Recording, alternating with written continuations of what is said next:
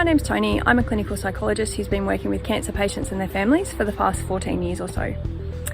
One of the things we know about being diagnosed with cancer is that emotions often turn up that haven't been present before. So people might find themselves becoming more anxious, more worried, having to deal with really difficult concepts like managing uncertainty, worrying about what might happen in the future, might feel that things that had felt quite stable and quite okay all of a sudden feel like they're kind of up in the air and uncertain.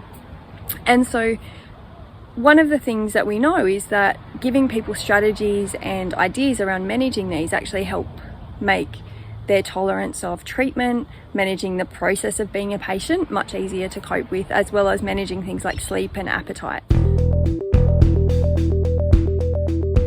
The idea of the Cancer Companion came about because actually I kept running into, there would be people who would say to me, can you give me a good book recommendation of kind of how to work through some of these things? And actually I could find books that were really good around mental health and some books that were pretty good around actually the practicalities of cancer, but much less good around kind of bringing those two things together. So the Cancer Companion is very much aimed at giving you a bit of a guide as to how to navigate through all of the stages of cancer.